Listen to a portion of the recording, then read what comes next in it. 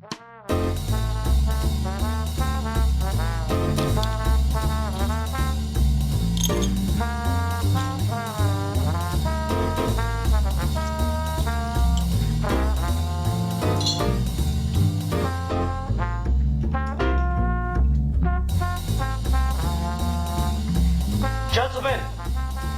the time has come once again to discuss things.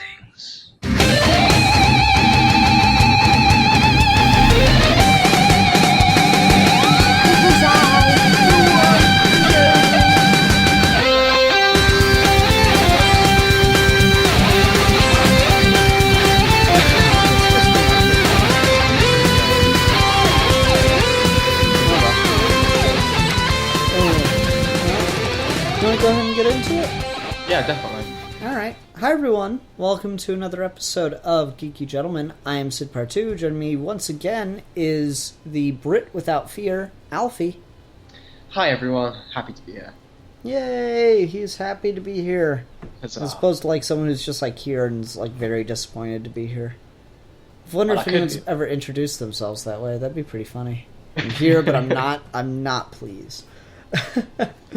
Anyway, Alfie has been brought on to discuss something I know he was very excited about happening. What is that?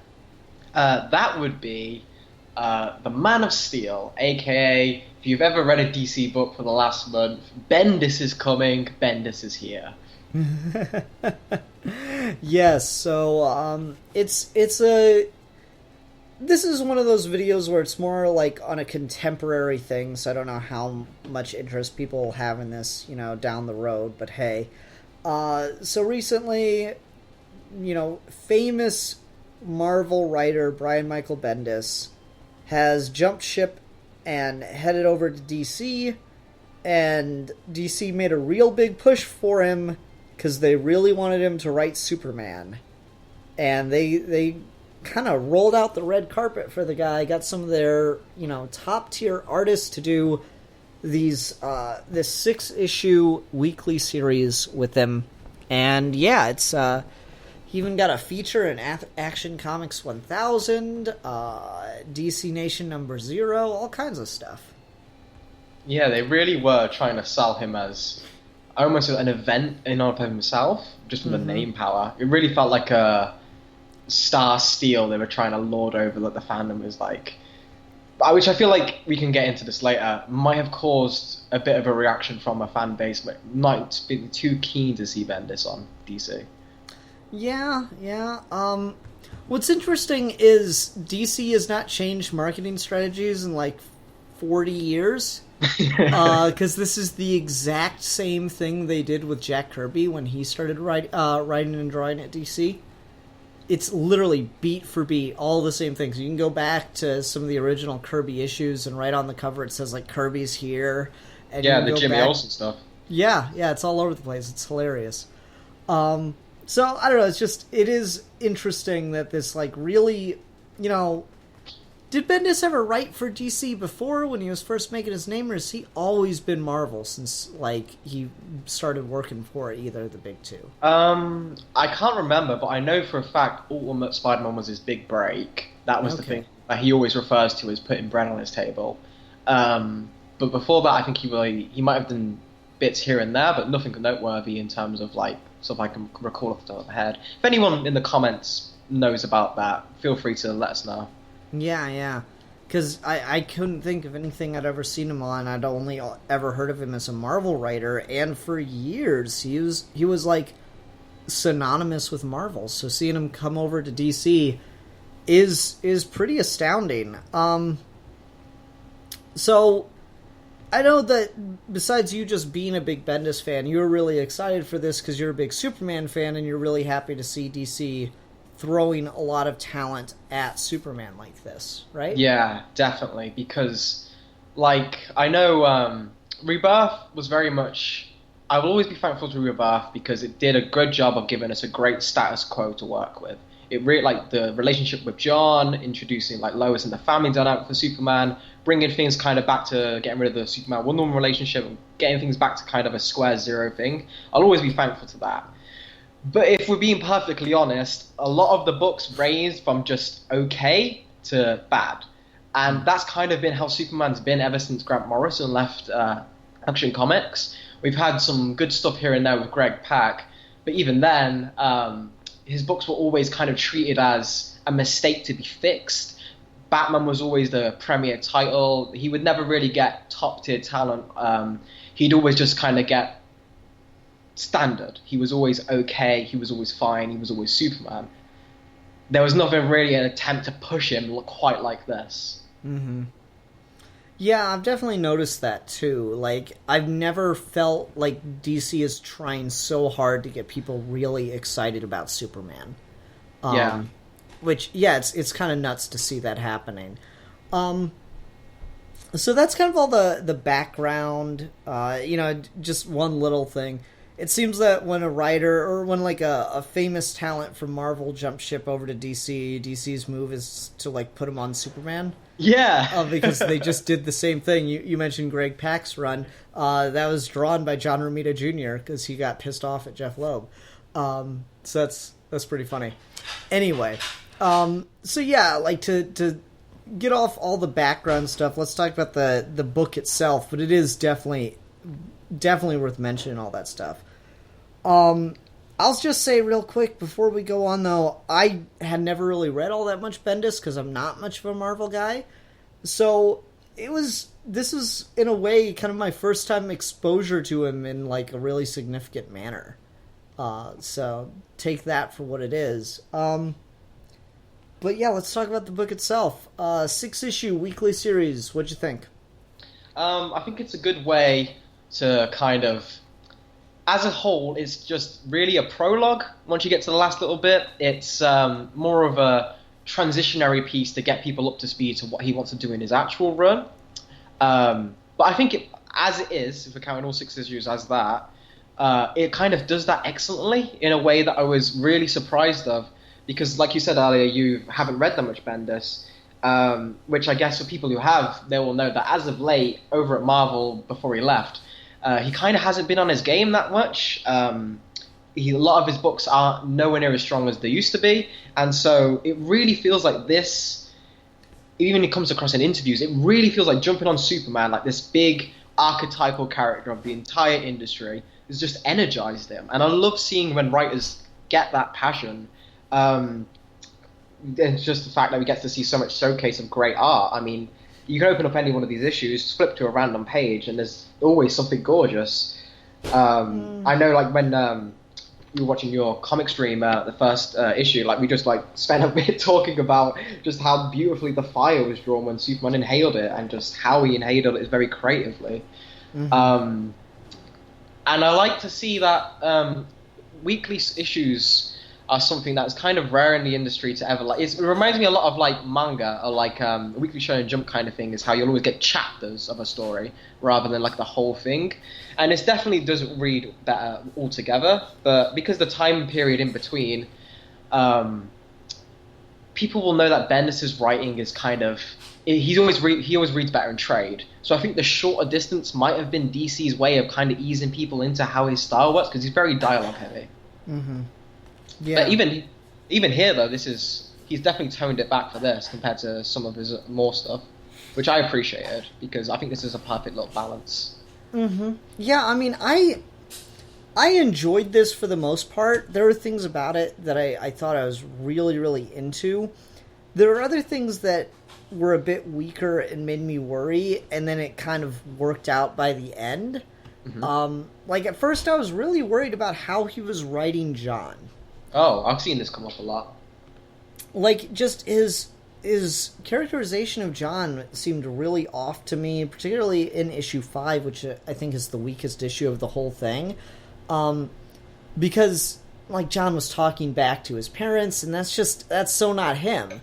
I mean, to be fair, we don't have a ton of John's personality since he's only been around for about, a year and a half in the comics now. 2 years. Like, we don't have a ton of background on John as a character, but that just still felt like enough of a departure that it felt really out of character for him. But then when you get to the beginning of issue 6 and you get to why this whole situation with Jor-El is going on, yeah, John's, like, you know, kind of lippiness really fit given what's obviously on his mind for me. So it ended up working out quite well, and the stuff I was worried about the most, you know, paid off in really interesting ways. Yeah, I'm definitely glad about that as well. In terms of John's initial reaction from issue 5, I will say it is jarring to how he's been presented a lot, but I was really just so glad for it. This whole time, since, like, especially in the Rebirth stories, he's just been played a lot as generic nice kid. And in Super Sons, he's written really well, against Damien particularly, and they play off each other perfectly for that. It's just hilarious. It's gold. But on his own, in the family of Superman and Lois, he always comes off as so... He's lacking a lot of his mum's side, and that's what I really appreciate coming out in this, like, issue 5 and 6, is you really tell, like, oh, this is a decision the kid of Lois Lane would totally make. Which I really appreciated, is it was being able to show a bit of humanity to him that's more than just wicked cool. Yeah, I can see that. So, like, there was that. Issue 5, again, I do think is the weakest because Adam Hughes' art just really does not work for me. Oh, wow. Yeah, I don't know, like, I'm not sure if it's the art itself or the fact that Adam Hughes colored it himself. Yeah, because Alex Sinclair did just pages 8 to 11, which is the Jason Fabok stuff. So Adam Hughes did his own colors on this. And yeah, like, it works really well in the beginning of the issue, but then as you get going and, like, start having just on-the-street conversation, it starts to look really, really flat and just kind of unfinished, which is unfortunate.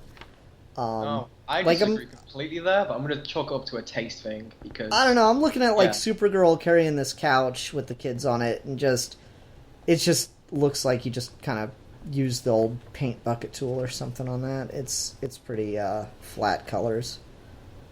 I don't like it. Yeah. I just don't like it.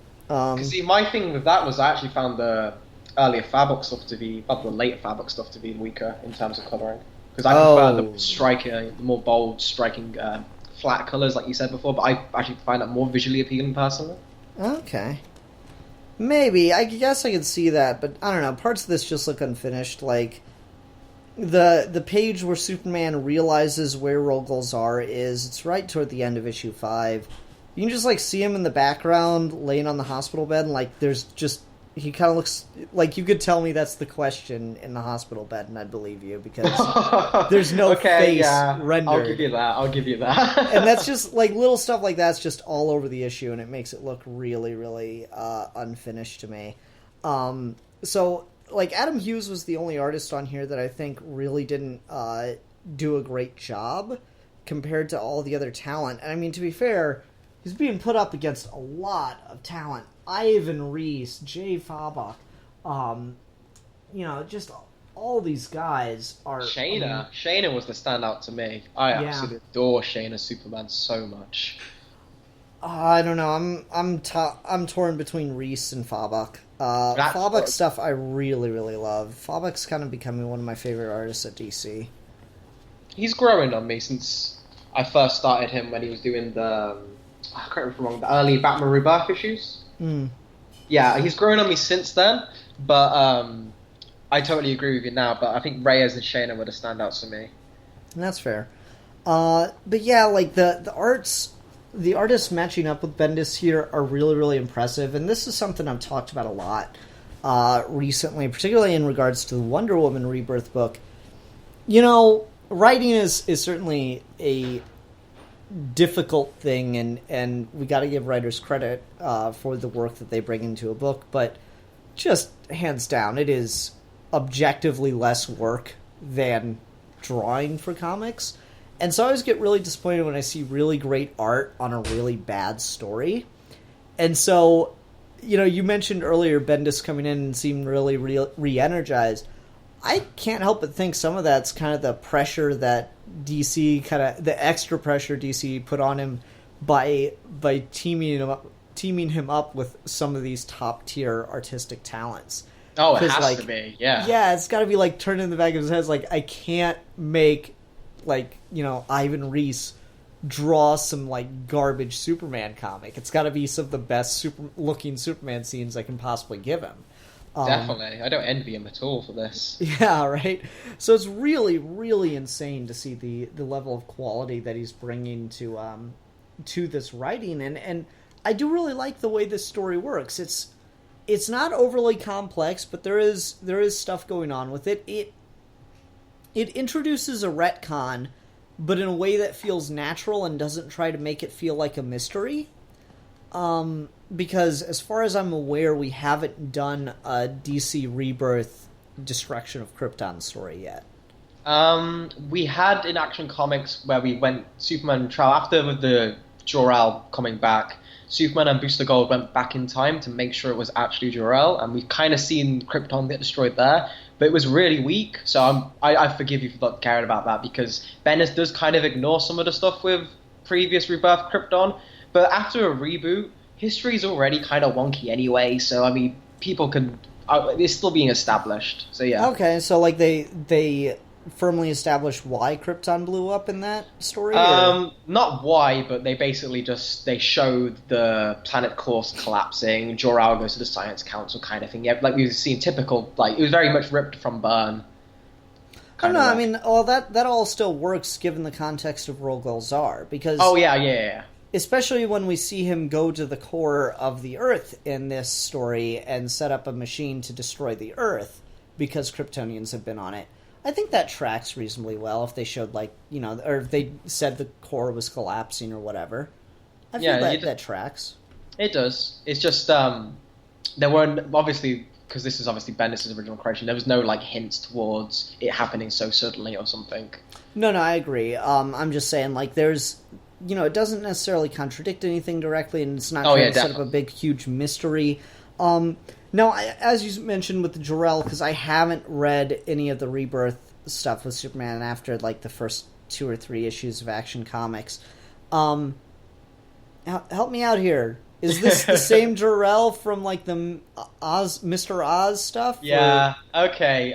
So, history lesson for anyone who's confused. This is a little segment we'll be calling it Comics Are Weird. So, Jor-El, for a while in the Superman books, even way back in the New 52, like the early parts of it, there was a guy running around in a cloak called Mr. Oz, and most people assumed he was Ozymandias, but it turns out it was Jor-El, who had been saved by a mysterious force at the moment Krypton exploded, and then was subjected to witnessing all the horrors of humanity before being sent to watch over like this intergalactic prison, where if you've been reading detective comics, like Tim Drake got kidnapped into and stuff.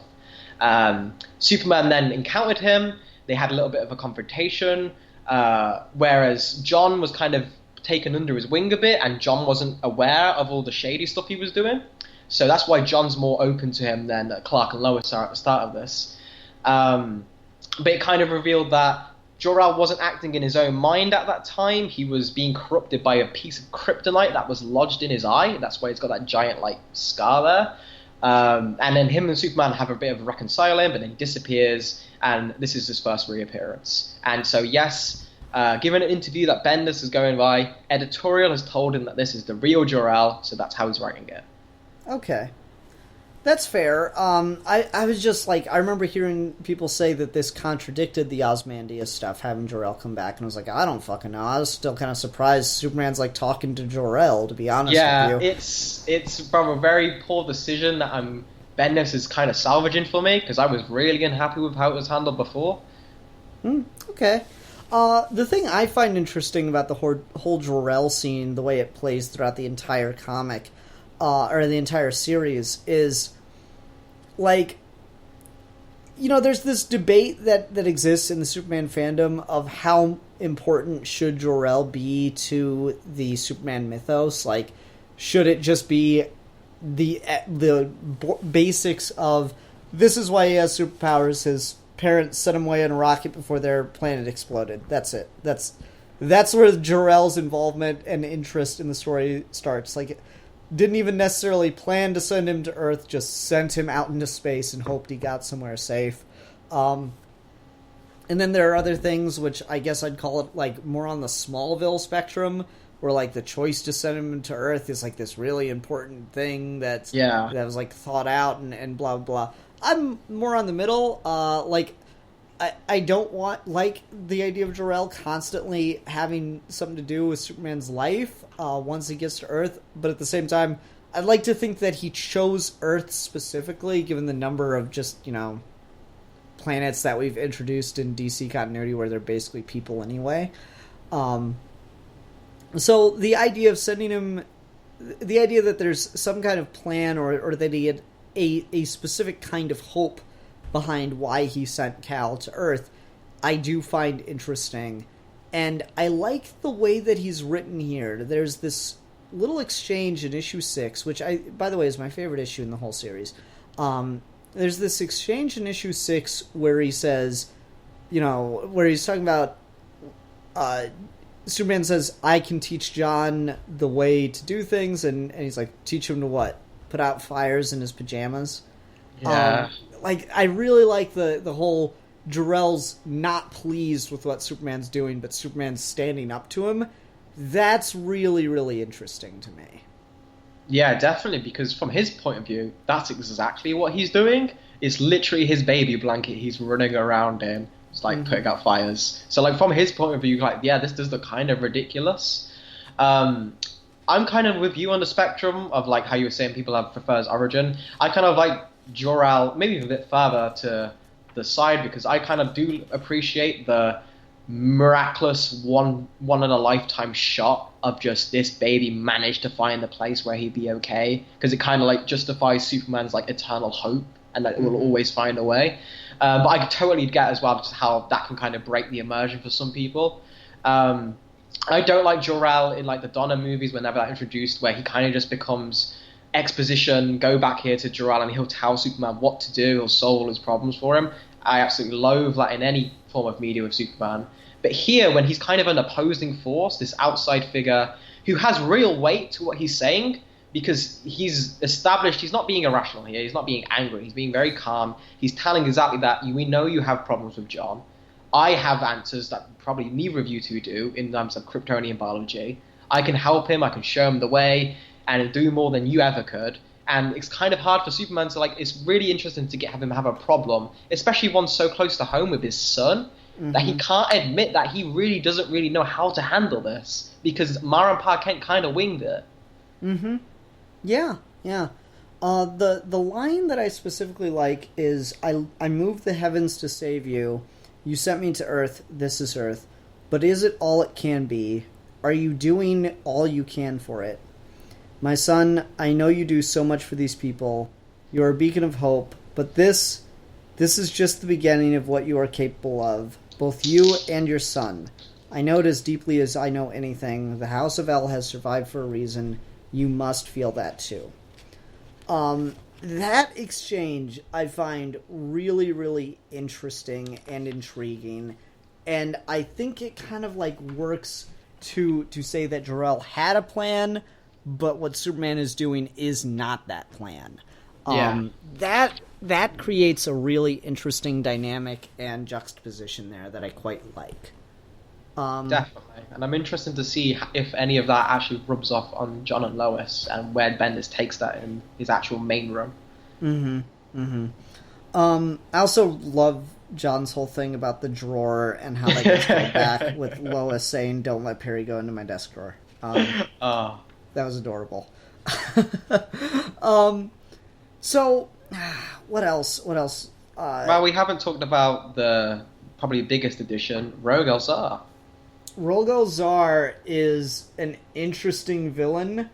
We've got a little bit of a Doomsday feel, but like with actual character. Yeah, definitely. Where he's strong enough to actually take Superman on one-on-one and, win several times, which I have a problem with.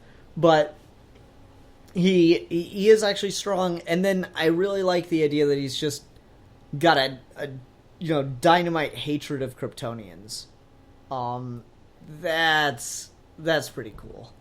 I also the thing that sold me on him the most, because when I first saw his design, in the Action Comics 1000 special, and then they have the big bombshell like I killed. I think about the lines like I cleansed the galaxy from the Kryptonian purge or something like that. The issues. I was kind of hesitant because like okay, most people's go-to when they write Superman is to introduce someone who can kick his ass because it's always such a common criticism of the character from like people who don't normally read Superman because he does get his ass kicked quite a lot, surprisingly. So I was not really sold on him, but the moment you see in issue 2, issue 1, sorry. The moment you see in issue 1 the council he's with, these aren't like power types, these are intellectual beings, that you've got a guardian there, and they respect the hell out of him. That immediately gives you like, okay, who is this guy? Yeah. Side question. Who the fuck are all those guys? Response. I don't fucking know yet. No one knows who any of these guys are besides Appa. What the hell? That kind of makes it more cool to me, though, doesn't it? Because it's like, okay, who the hell are these guys? They obviously are the important floating heads. Who is this guy that we've never heard of before? And like, I think these might be characters played with in Bendis' run as he goes in the... Because I know Superman's going to be the cosmic book. Action Comics is going to be the more down-to-earth Clark Kent stuff. I'm thinking we'll see a lot of these guys in Superman and Supergirl during that issue because of how she's set up in this. Yeah. So I do think a lot of these are original characters because I haven't seen anyone being able to name more than one of them. I think one of them was meant to be the Wizard Shazam. I think I heard a Captain Marvel talk about that, but if I'm wrong, forgive me. Yeah. But yeah, these guys are mysterious and they hype up Rogozar a lot, and it makes him more than just tough guy. It makes him okay, but what is his argument here? What does he know? What happened to make him hate Kryptonians so much? And it also kind of raises the question, if Kryptonians were building like a fleet to visit other planets, how come Jor-El had to work so hard to build one rocket for one person? Yeah, I don't know. That is an interesting little head scratcher. Which I think is so obvious it has to be answered eventually. Yeah. I mean... Yeah. That's not encouraging. I don't know. It's one of those things where it's like, I don't know how much you should think about that yet, or if that's just kind of what you're given. The thing I particularly like about Rogol Zar is the way he is set up as like this creature of war. Like in that same first issue, when you go back in time and you see him just living in a cave, brutally murdering a ferocious beast and then taking it back, presumably to eat it. And he talks to the Guardian and he's like, you know, I got to keep my body and mind trained in between wars. Nothing is more important. God, that's really ferocious. Yeah. Just like, you know, it's probably not the most flattering comparison to some people, but it reminded me of Avatar, where you got like the evil general guy and he's like pumping ridiculous weights on whatever the fuck the name of the planet is, and he goes, yeah, you can't let this low gravity make you soft. And it's that same like, just wow, this guy is like into it. He doesn't just like think he's a badass, he keeps himself sharp, and that's kind of interesting. I kind of dig that about Rogol Zar. He's a bit of a son bitch. How'd you feel about the destruction of Kandor? Speaking of Rogol Zar. Kind of heartbroken, but also I'm glad he didn't lead with it. I'm glad Bendis didn't just open issue 1, this guy turns up and kills Kandor, because then alarm bells would be raising, like, oh my god, is he just coming here to like destroy every part of the Superman mythos, as some people still fear. But we got 2 issues prior of Superman being Superman and being really well written, great character stuff, with the setup in the background of who this threat is. We keep building him up, and we end issue 2 with him on the way. So naturally, the first thing this guy, if he hates Kryptonians, do is will go to the fortress. Oh look, there are a bunch of living Kryptonians. He will kill them. It just makes sense, and it is terrifying. It is cuts to the core of, because I murdered Krypton is such an abstract thing to Superman himself, because he has been there because it's comics and it's weird, but like he's never lived there. He was born on Earth. It's not really his home as he sees it like thing. It's not part of his everyday. Kandor is his, like, that's my people. He has a physical reminder to look after every single day to try and help. Having that taken away hurts more than anything to do with the actual Krypton ever could. Yeah, that I really liked. I also like the effect it has on Supergirl in particular. Yeah, definitely. That was pretty harsh and twisted. No lie. So, like, my thing with murdering Kandor is, in any other book, I'd say, okay, it's never going to stick.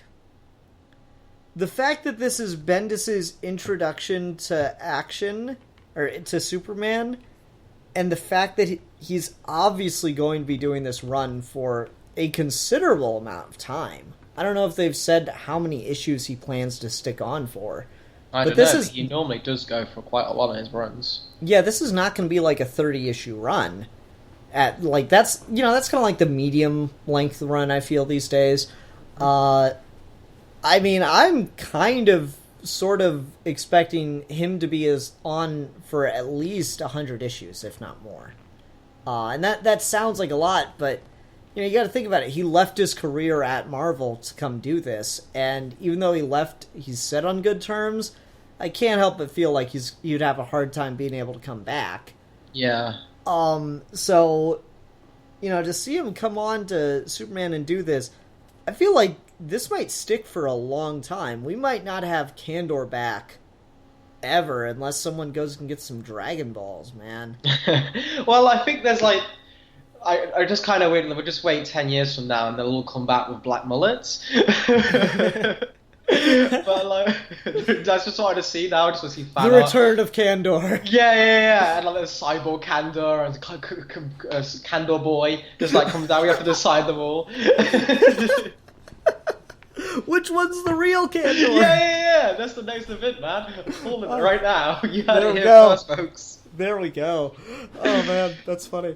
No, but it can't help but feel like a major part of Superman's mythology is just going to be gone for a while now. I know they released in the latest issue of DC Nation, I know they released new designs for the Fortress of Solitude, because obviously, I guess he's going to be relocating it or what. Or no, he blew it up because of the solar flare, so he's got to make a new one. Yeah, it's going to be in the Bermuda Triangle now. I don't know how I feel about that. That's a little weird, but okay. Is Aquaman going to come by? Does he have to pay rent? I know, I feel like Aquaman's... That's the story that would have made Superman Returns fucking fascinating. Aquaman just shows up, is like, no, this my sovereign land, get the fuck out. It's like, Lex Luthor's like, what will they do? I'll have alien technology. Fucking starts getting attacked by Atlanteans. Wait, shit, what? Okay, anyway, yeah, sorry. So, there's a lot changing about the mythos. And for me, I'm like, okay, whatever, I can roll with it, because I'm not really attached to it. Are you worried about any of this stuff that's changing? Lois Lane doesn't work at the Daily Planet anymore. That's something I feel Kandor's gone pretty quickly. But yeah. Kandor, to be honest, if I was on the Superman books and had to get rid of one thing, it probably would be Kandor. Because I don't like having... I can totally understand how having a living part of Krypton that Superman can visit anytime he wants, just by shrinking down, in superheroes world, that's the most common thing ever, is wow, that's really kind of diluting the I've lost my home forever tragedy, part, the kind of the pathos of the character that he's an immigrant without a home, and Kandor's right there, you can see Kryptonians. So yeah, I like it in All-Star, I like it in Silver Age stuff, where it's a bit more iconic, it's iconography, it's not really part of the everyday, but it's an ongoing series. I do kind of have a problem with Kandor, and I feel like every kind of bit of emotional weight you can get out of Kandor can easily be done by just, if Superman, we see at the end of issue 6, with all the replica bottles being lifted up as a tribute, if Superman just has one of those in the new fortress, that would still serve the same thing as a tragic reminder of Krypton that he'll have to always remember, that's going to motivate him, kind of thing. Kind of like Jason Todd's Robin suit. It still keeps the base symbolism there, but you don't have to worry about all the problems of having mini Kryptonians just waiting to be released anytime they want. So I don't know how you feel about it, but I'm honestly not too... I prefer how it was handled here than how it's been handled really for the majority of Superman's history. Okay, you definitely have an argument for it. I don't know if I really have an argument outside of, but Superman should have candor. You know, that's. Wow, you got me, Ian. I know, right? I don't really have much of an argument of just no, but it's candor though. I like candor. It's the same thing of they killed Superman in the comics. You can't kill Superman. Well, person that doesn't read comics, they did. Yeah, I get it. But at the same time, yeah, I don't know. Part of that makes me a little question it. How do you feel about the idea of relocating the Fortress of Solitude and all that? I'm pretty down for it. I don't think that will stay. I don't think the location will stay. I think it will go back to the Arctic eventually because that is just something that is ingrained to the character to the point that Kandor even is. That's just always going to be where Superman has a Fortress of Solitude in media. So that will go back, but I really hope the design sticks because I am so bored of just barren Fortress of Solitude. I want the wacky, because if you see the designs, the waterfalls and nature growing in it, the fortress is meant to be the best tree house in the world. You should put the Batcave to shame. This is where all the fun stuff is. This is where the intergalactic zoo is. This is where all the crazy technology he's got, the Sun Eater and his All-Star that he just got lying in the basement. It's I want the wacky fortress stuff to come back. So I'm really happy about the design. The location, like you say, it's a bit weird, but I'm down with it. Superman in the Bermuda Triangle, you could probably get some good stories out of that. I mean, I really want to see Superman and John and Lois in swimwear, just chilling. Yeah. That does sound really fun, no lie. I can imagine Damian coming over for a day at the beach, and of course he doesn't do bathing suits. He doesn't do suntan. Yeah, no, Damian would so be the guy oh, I thought we were going swimming, and shows up in a fucking wetsuit. like a military grade diving suit or some shit. Harpoon strapped to his back. Right, exactly. So I don't know. There's stuff like that where I'm okay, that's kind of interesting. I'm really, who's gonna be writing Supergirl? Because I know it's not Bendis. I have no idea on me at the moment, but I know I think it's a new team. Yeah, I know a new team's coming on to write Supergirl. And just given the motivation that she's got now, that's Supergirl always seems like one of those characters a lot of people just don't really know what to do with. Yeah, I agree. Yeah, I like her fine. She just always seems to lack much direction. New writer. Supergirl returns to new creative team. Blah blah blah blah blah blah. Who is it? Mark Anderico and artist Kevin McGuire. Okay. So, I don't know, the idea of Supergirl going out to space to hunt down Rogol Zar is kind of interesting. I like that she's carrying his fucking axe with him. Well, not Rogol Zar, but the people who knew who Rogol Zar was. Yeah. That whole thing. Gantz's kind of thing. Yeah. That's kind of an interesting direction. I don't know, I might pick up the first issue just because of that. So, there's a lot of change-ups to the status quo that are happening here to give us stuff to do. Obviously, all this stuff going on with Rogol Zar is causing Superman problems. John and Lois being gone is causing Superman problems. We're changing up a lot of the established status quo here. Yeah, which I can see. I've seen a lot of people fight back at that, understandably, because Superman's a very important character to a lot of people. Lois Lane in particular is very good for she's such an icon.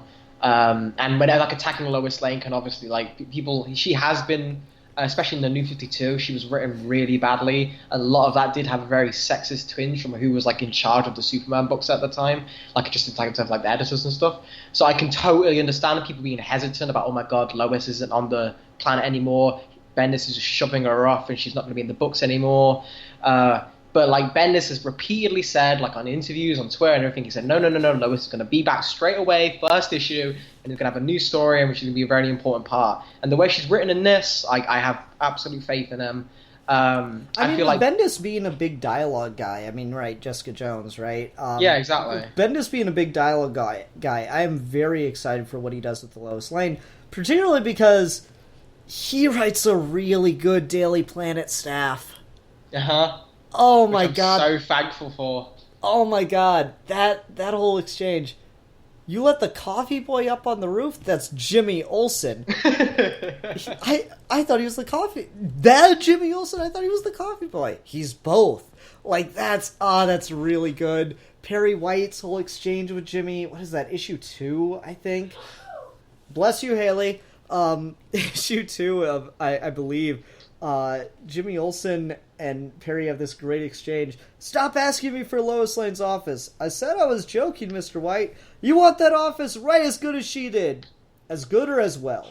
I should go get a dictionary?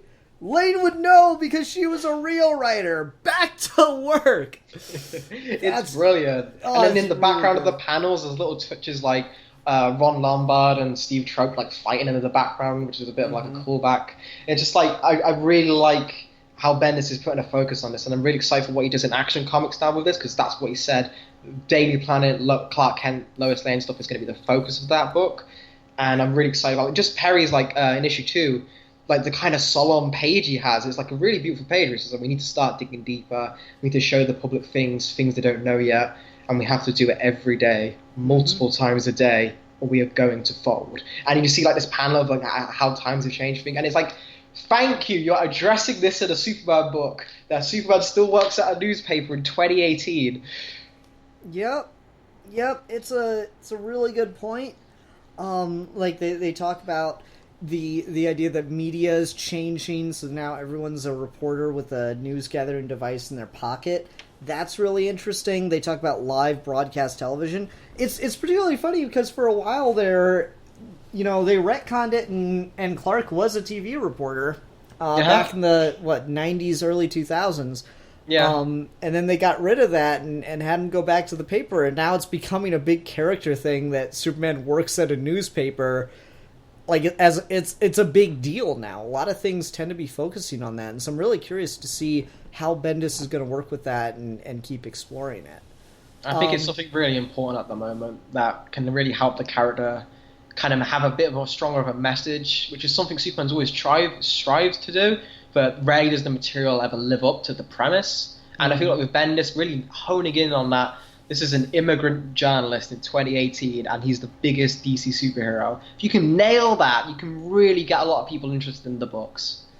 Yeah, I really hope that he can keep going places with that. So he does that really well, and it seems that there's multiple conspiracies, multiple villains all being set up here. Like Rogol Zar is the big flashy one, right? But then there's the idea that there's this good woman who's posing as a reporter at the Daily Planet, but has secretly bought it behind the scenes. And I don't know what she's doing. Like, we don't really know what her motivation is. She's trying to figure out what's going on with Clark and Lois. So, it's conceivable she knows about Superman, the secret identity. Yeah, possibly. It's conceivable that's going on. And then the fires. Then there's the fires subplot, and that sounds like, let me do some fan speculation, if you please. All right, you ready? We don't have Connor Kent in this continuity yet. Just saying. Oh. Somewhere Ian's got very happy. Yeah, I don't know. Like, that's an interesting idea. Connor Kent's usually a Superman clone. This little boy says he saw Superman start these fires. We don't have Connor Kent in this continuity yet. It could conceivably happen. Yeah, I'm definitely excited for it. To see just where he goes with that. Like, how Superman...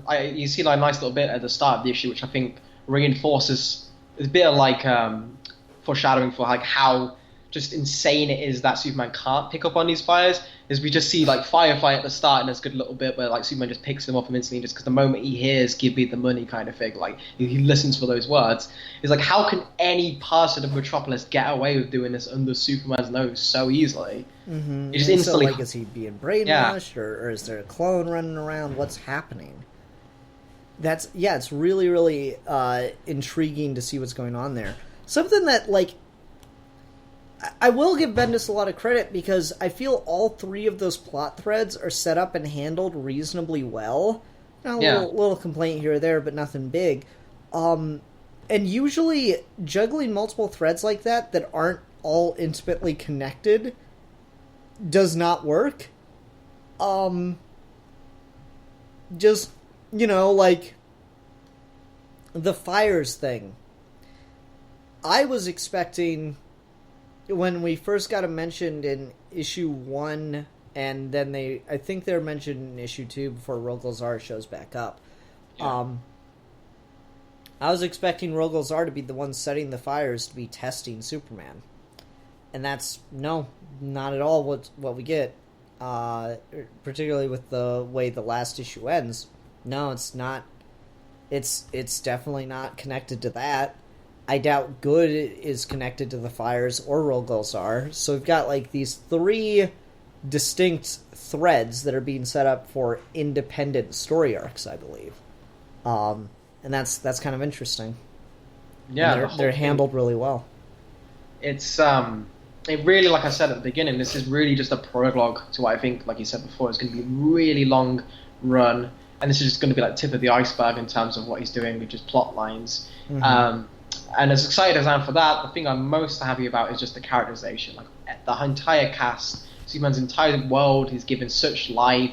They're all written as deeply human, but still given like these big emotional characters with great beats to them. Like Perry's still screaming at Jimmy, Jimmy's still helping out, but they always still feel real while balancing that. I think the standout to me was in issue 2 that really just made me think, okay, this isn't just going to be, maybe Bendis will do good at the start but then burn out. This made me think, okay, look, this is going to be a good Superman run. Is after issue 2 where Superman flies away from Hal Jordan. And he says, I owe Hal an apology. It's not the first time I've blown off his genuine hand of friendship. It's not him. It's not his fault. I should just tell him that instead of flying away. But this is a perfect example of me taking advantage of being Superman. Because I'm me, people put up with that kind of behavior way more than they would if I was just Clark Kent. And it's just like, that's just such a little thing that Superman thinks about that. Yeah, he kind of does abuse being Superman sometimes because he doesn't want to deal with shit. He doesn't want to face. He's such a lone character because he's always so used to hiding things inside. And a lot of his problems would just be solved if he just opened up to people. But he can't. That's a character flaw. And I love that being exposed. Mm-hmm. Yeah, and it's interesting because you can tell he's very emotionally vulnerable right now that John and Lois are gone. That's kind of a nice subtle thread that's carried throughout his characterization throughout the entire arc here. Because you have like this... And this might be even connected to the title. You have this profound sadness that he's away from his family, yet he's not talking to anyone about it. And then, like, the one moment where he opens up about it is he talks about the communicator. And he says, they don't know that I can't call them. So they just think I'm not calling them.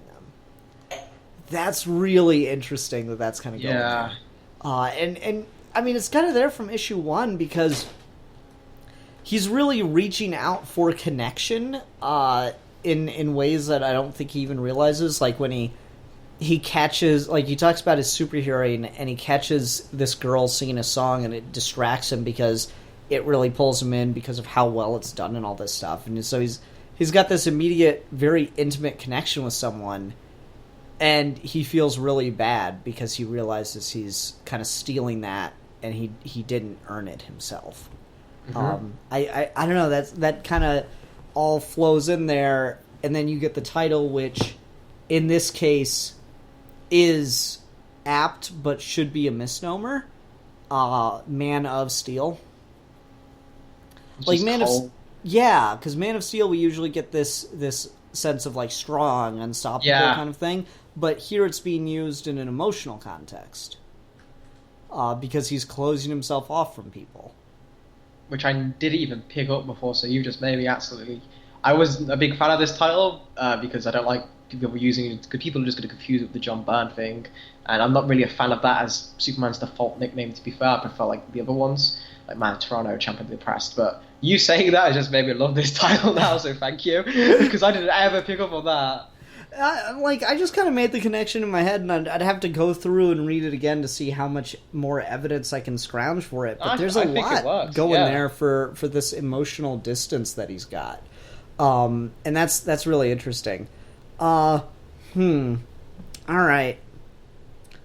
What else is worth talking about? You said. Oh, sorry. Carry on. Let's talk about the trunks. I want to talk about the trunks. Oh, great. Because it's a big deal that the trunks are back, and I like the justification he builds in story for them without necessarily drawing attention to it. It's brilliant. Yeah, the idea that he gives the new 52 era suit to Lois to wear in space. Mm-hmm. I really dig that. You don't have to make a big deal out of it. It's just I'll find something to wear, and that's all you need. It's better if not for the fact about Action 1000. Admittedly, I have no idea how the hell this is going to be collected, because you kind of need Action 1000, the story in Action 1000. You kind of need the story in DC Nation. I have no idea what this trade is going to look like. They could slot it in issue 4. Isn't it Jim Lee doing the art in? Yeah, Jim Lee doing the art. Okay, so it's going to be a really weird transition. And then I guess you could open the scene with good somewhere in there, but it's going to be really weird to see this collected in trade, because you need both of those things to understand the context of what's going on. Definitely. Otherwise, a lot of this doesn't really play, or it's going to feel really awkward. Especially the whole I cleanse Krypton thing. That's really necessary. Regardless, though, I don't know. It's just something worth thinking about. But yeah, the trunks thing and the subtlety of why he's wearing the trunks again, it would work so much better if not for the fact that there's a whole conversation about the trunks in issue 1000. I kind of liked it just because anyone who follows me on Twitter knows that I have to. It's almost like a weekly thing now. When someone talks to me about the trunks, I have to defend my stance on loving them so much and seeing them as important to Superman as more than just the thing. Because his outfit is the spawn of every other superhero outfit. It's his genre defining it. It's his Sherlock Holmes hat. They need it to me. But the fact that people in comic are also debating about it, I found it hilarious. So I can agree it does kind of come off a little bit jarring, but just personally from my personal experience, I was like, okay, Bendis gets me. He knows people are talking about this all over the internet, so of course they'd be talking about it in the actual place where Superman lives. Mm-hmm. It just makes sense. Two random people would just pick up on it. Yeah, I mean, that's fair enough. It seemed a little bit too on the nose to me. Yeah, it went on a bit long. Yeah. He's got the trunks again. I don't know, something like that. All right, what else? You said you weren't a fan of how Superman got beaten by Rogolzar multiple times. Yeah, that bothers me.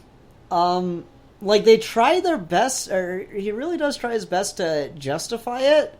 No, Rogolzar beating the tar out of Superman, then retreating, and then coming back to beat the tar out of him some more, and then retreating again. That's just dumb. It's not like normal supervillain dumb, where they knock him unconscious instead of just shooting him in the head. They put him in a death trap with Batman kind of thing. Mm-hmm. It's he literally, his goal is to kill all Kryptonians, and 2-3 times he can kill Superman and just walks away. Yeah, I kind of thought that was too, but I feel like there's 2 explanations for it, and they're a bit wonky, so forgive me if they don't sell you on it. But I think the first one is just the first time they fight, he Green Lantern says he got hit. He might have known I was on my way, and that's why he left. So he probably thought the entire he doesn't want to mess with. He doesn't want to know the Green Lantern Corps that he's still alive, kind of thing. Maybe because he's got a connection with the Guardians. 2, I could say, is the second time he fights, when he's on the moon and he knocks him out. He also buries him, and what looks like to be doing a kneeling prayer kind of thing. So I think that is he's intentionally tried to kill Superman there, because he hid him from the sunlight. Because Superman is integral hard to kill. He has a healing factor. You can't really beat him to death. Doomsday tried it, and even then that was a much weaker version. This current one, you can knock him out, but it's very hard to actually tear his head off or something. So I think that's the reason why he buried him to the sun and just hoped he would die from lack of his solar cells wouldn't be able to heal him, and that's why Kara had to dig him up. Again, it's a bit hokey, but that's all I could come up with. I don't know, maybe, but like, okay, you can't beat him to death. Can you chop off his fucking head with a giant alien axe? If it cuts through his skin, I guess, but I didn't see him bleed at all in the fight. I don't know. I guess I didn't realize that. Yeah, I completely. It's hard to see with like the different art styles. You never really see Superman bleed in just things in general, so it's hard to know what is doing damage to him during the fight. So Okay. I totally get, yeah. So, for me, I didn't realize that he was burying him. What I saw is they fight, and he knocks him down into the rubble, and kind of like just, pushes him into the rubble. I didn't see it, like, I didn't read that really as him being buried, because there doesn't seem to be panels of him, like, scooping, dirt over him or whatever. Well, I just picked up, I think there's a bit where his head's open, and then the next panel down is, like, covered. Yeah, you're right. So, like, his face is open, and then there's him, like, kind of perched with the axe, and you see his, like, chest open, and then he looks back to Earth, and you see him, like, covered. So I guess that wasn't really the way I interpreted it. Yeah, it could have been handled much better in, like, how it was presented. Which I guess might come to Adam Hughes, I think, is the weakest artist in this lineup. And, like, he has said publicly on Twitter that he's not used to drawing fight scenes, and I liked it, but again, it's obviously that part wasn't portrayed clear. See, the funny thing is, I actually like the fight scene. I think it looks really cool. It's the dialogue and stuff after the fact. Like, that's the one where I'm like, it's so weird with Adam Hughes' art. It's so inconsistent, because, like, I love the way he draws the fire chief and stuff. Like, that stuff looks good, but then you start getting further into the book, and I just feel like he was rushed, and he couldn't really make the weekly schedule thing. Maybe that's just me, though. I don't know. Alright. Circles. Oh, yeah, circles. Circles. Circles. That's the next 50 minutes. So why circles? There could be a lot of reasons why circles. I prefer triangles, but I think circles because we get the first 2 issues, I think maybe the first 3 issues evenly. We open up with planets. We open up with Krypton, we open up with Krypton blowing up, and then we open up with Earth. I think Bendis is very clearly trying to think about cycle, the fact that obviously Rogal's always trying to blow up planets, but he's also trying to stop whatever history Krypton has from repeating. Superman's trying to stop, just in general as a part of his thing, he's trying to stop humanity from making the same mistakes over and over again by showing them a better way. Jor-El's trying to stop another race of Kryptonians being killed off. John's trying to stop his future. There's all going in cycles. You mentioned the planets. Mm-hmm. Issues 4, 5, and 6. The 4 opens up with the Rogals are looking into Kandor's and it's his bottle. eye. Yeah, and then 5 opens up with Superman's eye. And what does 6 open with? Huh. That's interesting. I hadn't picked up on that. 6 is not a circle. 6 is a big thing of John Kent's head.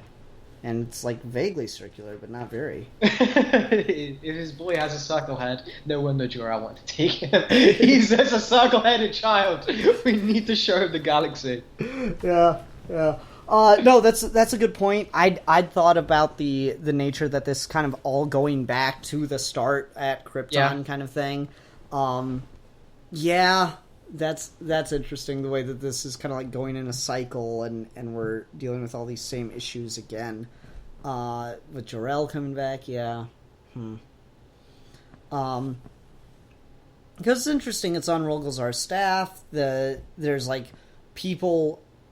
There's multiple instances of people, like, looking at people in a semicircle kind of thing, because the Justice League's, like, over Superman's hospital bed looking down on him. You've got the circle over Rogolzar hearing his message at the beginning of issue 1. And I guess at, like, the most, like... This is literally just something I picked up or just looking at the covers. So this guy is complete bullshit. But, like, I guess you could kind of say a circle is, like, the closest thing to the opposite of Superman's S-Shield. I know that's literally just me picking up that because, oh, look, that's got pointy bits and a circle has no pointy bits. You might be stretching yourself a little thin there. That's all I'm doing this entire time, yeah. Yeah, fair enough. I don't know. It's definitely worth thinking about. There's definitely some intentional symbolism there, Definitely. and I'm waiting to see how much it comes out because it's not just like in the way the planets are done. Like a lot of stuff is shown to be very intentionally circular.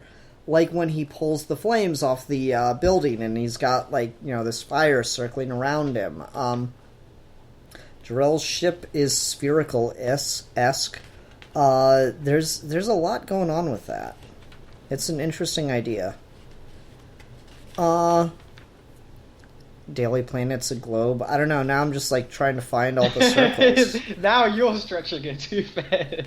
I don't know. It's. Yeah. There's a lot. I definitely think this might end up being a bit of a Morrison red-black situation in his run. We're going to be seeing this a lot throughout the entire thing, and it's all going to be revealed as something so obvious, but it's going to blow our minds, or it could be underwhelming. Yeah, it could be. Okay. Toyman fight. I like that. Yeah, I love the little touch of all the previous Toyman iterations, all in his little thing drawn there by Doc Shaner. You see the animated series Toyman, you see the modern 2000s series Toyman in there, the box of toys. Oh, is that what's going down there? Oh Yeah. Huh. I didn't like realize that touch. That's fun. Huh. Neat. Yeah.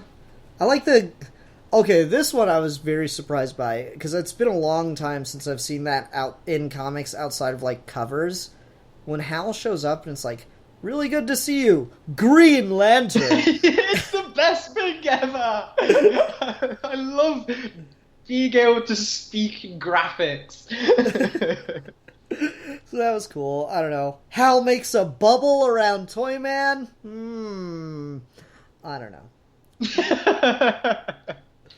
Soundproof bubble? Oh, would you? Thank you so much. I love the cordialness of that. Okay. Well, I think I'm about out of stuff. I don't know how much else I have to say about the book itself. You said you wanted to talk about the fan base's reaction to Bendis. Yeah. I don't know if you've seen this as much as I have, but a lot of quarters of the fandom are really reacting negatively to this, which of course is fine. No, you don't have to like anything. Some things not your taste, some things decisions you disagree with. This book does make a lot of bold choices, and although here's me and you are on board with it, Bendis has sold us with this. Like you said, you are apprehensive as well, so it's totally understandable if people are on board with it. What I don't kind of get is how people are so vehemently against dropping the book immediately just on Bendis' name alone. People are just attacking every single thing that he's going to break up Superman and Lois. People have been saying in the first issue that he's flirting with the fireman and Lois should dump him, that he's agreeing with Jor-El the whole time. Some of these ideas, I don't see it in the material itself, and I feel like a lot of people's past experience with Bendis and Marvel, for good or bad, because I won't lie, he has ripped some pretty bad comics over there, made some bad decisions, etc., etc. I feel like a lot of people are bringing that to this and bashing what is pretty just fine, pretty great Superman comics for the sake of Bendis' name alone. That's disappointing to hear. Because, I could kind of see some of the stuff, but some of that just sounds like they're just blatantly intentionally misinterpreting stuff. That's how I feel. I do not interpret any of his interactions with the fire chief as flirtatious. Exactly. It's literally as most completely just courteous as he could be on his side. She just thinks he looks cute. He smiles because he hears it, and she's embarrassed. That's it. Yeah. She's definitely being flirtatious, but he's not. He's being polite. He's Superman. He looks he's built like a Greek god. Of course, someone's going to be oh yeah, he's hot. That's it. Yeah. I gotta say, I did love the scene where Superman apologized for accidentally scaring her, and then Batman intentionally scared her. Oh, I really hope Bendis writes more of those two together, because I feel he's going to be writing Batman in the giant 100-page DC thing they're doing at Walmart. So I think he has always that wants to, as an interest in the character. Because I would have thought that would have been the most thing he would have jumped on immediately, instead of Superman, just like given his tendencies. But I really hope we see more crossover between the Bat books and Superman, because I love just that little exchange there. I want a World's Finest book again, damn it. Yes, exactly. Please. I miss those. Those are so good. Sigh. Anyway. Yeah, no, that's disappointing. Fans are shit sometimes. It's unfortunate. I don't know, like, he seems like he's been pretty happy with the reaction he's gotten from people. I've seen him, like, kind of really excited to be working at DC and be doing this, so I don't know, like you said, he's apparently not been at the top of his game lately at Marvel, so he does seem really energized to be writing here. This does not feel like, believe me, I've been reading someone phoning it in on a character I like. This does not feel like someone phoning it in on Superman. Agreed. And as a long-time fan of the character, being able to say that makes me so happy. It's been years. Oh, poor Dan Jurgens. I won't say poor Dan Jurgens. I did not like that. He was the one I was distinctly calling out there. But like Tomasi's alright, but like he's not my cup of tea. All right. Well, let's go ahead and go on to ratings then. Again, I've liked this series overall. It's definitely got its flaws, but nothing like super significant that bothers the hell out of me. I feel like issue 5's the weakest, but most of my problems with that, besides the art, were solved by issue 6, so I guess that's just, well written, well structured. As you said, Bendis tends to write more for trade. So all that being said, I think I'm going to give this 4 out of 5 quick inhalations of super breath in order to put out a fire. I was really looking forward to this, and I'm so happy that I can say I wasn't disappointed. This has made me so excited for the Superman brand. Being able to recommend this to people who aren't interested in the comics is just, hey, pick this up, you might enjoy it. It's so happy to me as a fan of the character to see him being treated as one of the big two, like one of the big three, one of just like the top characters that they've got, and really showcasing his world and the strength of it. There were a few problems, like you said, here and there, but like nothing too major. The only thing that kind of nibbled a bit is I do think the Jor-El intermissions could have been handled a bit better. You didn't need one every issue. I think they kind of grated a bit, just like the pacing of that. See, I disagree with that. I think those worked out. Yeah, it's not like a bit. It's literally, I'm grasping at straws to criticize this thing, Ian. Don't make it easy on me. This would be fanboy mode, but yeah, I will give it 4.5 circles. That might mean something or might not mean something, but probably will mean something down the road. Okay, all right. Alfie, thanks for doing this, man. No problem, man. Always happy to talk comics. Not a problem. All right. Until next time, everyone. I'm the Philosopher, and I'm a Brit without fear. And we are your geeky gentlemen, and we will be discussing things.